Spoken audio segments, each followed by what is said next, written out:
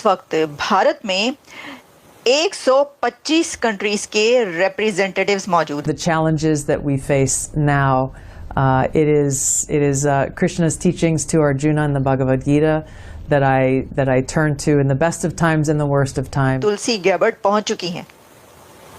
National security adviser of America इस वक्त तुलसी गैबर्ट मौजूद हैं भारत में और उनकी मुलाकात हुई है। अब आपको अनकंडीशनल सरेंडर करना पड़ेगा। यहाँ पे 57 अटैक्स हुए हैं 48 आवर्स के अंदर। 57 से ज्यादा हमले हो चुके हैं पाकिस्तान के अंदर और दूसरी तरफ दुनिया के 50 बेहतरीन सिक्योरिटी एजेंसीज के बॉसेस मौजूद हैं भारत के अंदर। आपको पता है रायजीना डायलॉग के अंदर there is everyone virtually but no one from Pakistan. That is called the isolation. अगर दहशतगर्दी की बात है, टेररिज्म की बात है, तो इंडिया कितने टेररिस्ट प्रोड्यूस कर रहा है? रॉ किस तरह टेररिज्म करवा रहा है? कुलभूषण यादव जो हमने पकड़ा। Everyone is here. Everyone is in India.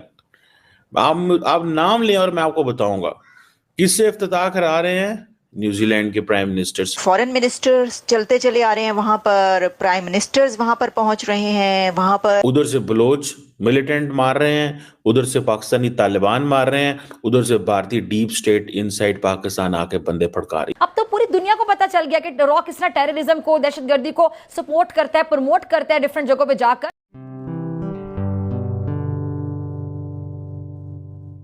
नमस्ते दोस्तों, जय हिंद। निक न्यूज़ बर्नर की रिएक्शन वीडियो में आप सभी का स्वागत है।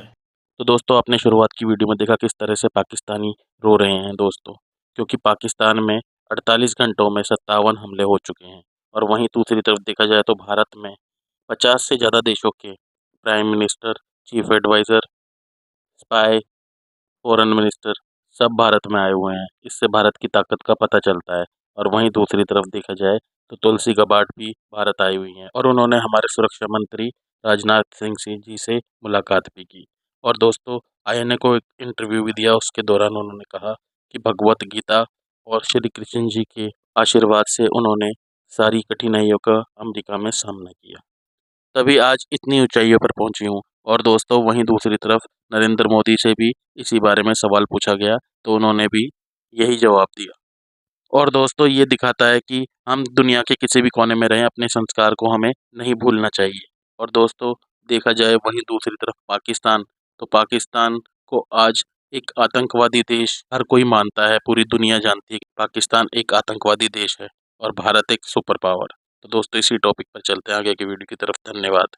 भारत के अंदर इस वक्त जो रायजीना डायलॉग है वो अपने शुरू हो चुका है और पाकिस्तान की खबर यह है कि यहाँ पे 57 अटैक्स हुए हैं 48 आवर्स के अंदर, जिसमें पाकिस्तानी तालिबान और जो बलोच लिबरेशन आर्मी है, इन्होंने स्नाइपर शॉट्स किए हैं, फायर रेड्स किए हैं, इम्प्रोवाइज्ड एक्सप्लोसिव डिवाइसेस लगाई हैं, सुइसाइड अटैक किए हैं और ये जो तकरीबन 16 अमवात इससे हुई।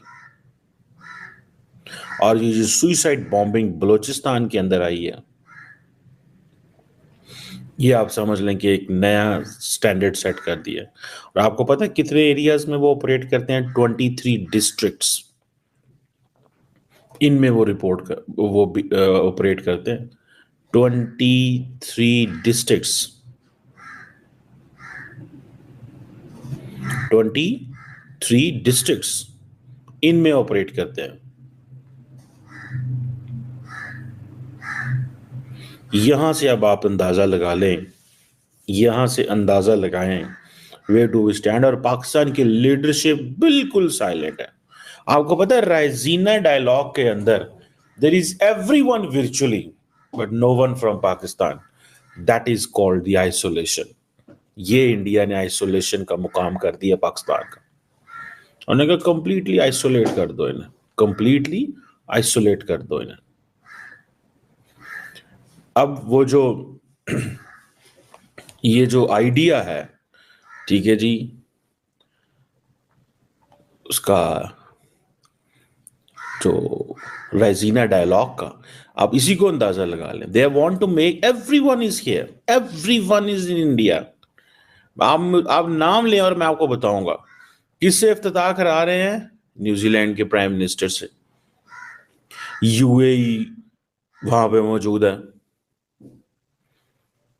जो diplomatic adviser to the UAE president Anwar Mohammad Gargash साहब जो हैं वो यूएई की रिप्रेजेंटेशन कर रहे हैं। ग्रीस के नेशनल सिक्योरिटी एडवाइजर पहुंच चुके हैं। US director of national intelligence Tulsi Gabbard वहां पे हैं। अब इंडिया के साथ जो न्यूजीलैंड, देखें आप देखें ये इस चीज को जरा समझें कि कहां से उन्होंने न्यूजीलैंड को उठाया, कहां से उन्होंने न्यूजीलैंड को उठाया। और India has given a message.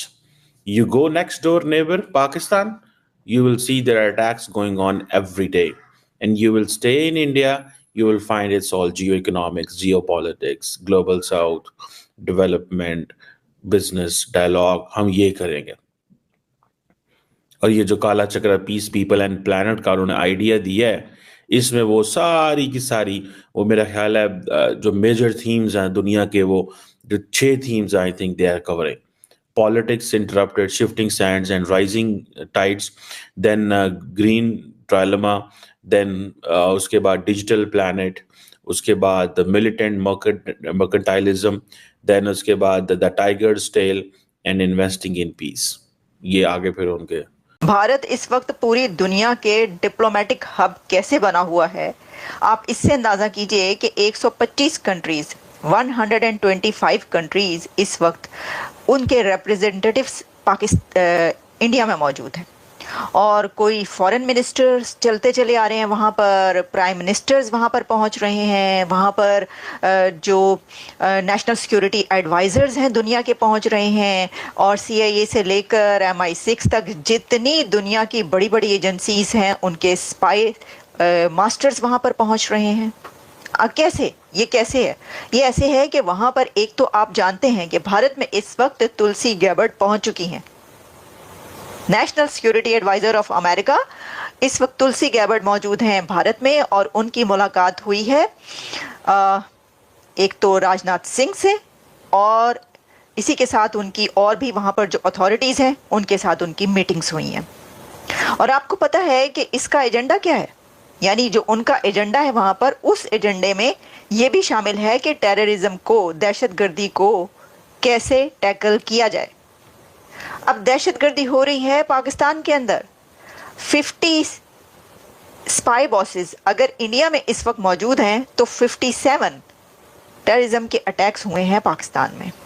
Jafar express के बाद से लेकर अब तक 48 टू 58 आवर्स कह लें, 48 टू 50 आवर्स के अंदर 57 से ज़्यादा हमले हो चुके हैं पाकिस्तान के अंदर। और दूसरी तरफ दुनिया के 50 बेहतरीन सिक्योरिटी एजेंसीज के बॉसेस मौजूद हैं भारत के अंदर। आप इससे अंदाज़ा कर सकते हैं कि एक कहाँ पर है मुल्क और एक कहाँ पर है। यानी हम जो ये बात कहते हैं तो क्या हम ये गलत कहते हैं कि आप कहाँ रह गए और वो कहाँ निकल गए? धूल चटा दी है भारत ने अगर ये देखा जाए तो। यानी एक तरफ आप ये इल्ज़ाम लगा रहे हैं, आप ये कह रहे हैं कि भाई जाफर एक्सप्रेस का जो हमला हुआ है वो उसके पीछे भारत है, वो वहाँ से हुआ है। फिर उसके अभी मैं देख रही थी अफ़गानिस्तान के ऊपर भी इल्ज़ाम लग रहे थे। अफ़गानिस्तान से कोई बातचीत भी शायद की गई है, उनसे कहा गया है, कोई काबुल की जो लीडरशिप है उससे कोई बातचीत हो रही है जिसमें कहा गया है कि आप क्यों नहीं रोक रहे दहशतगर्दों को।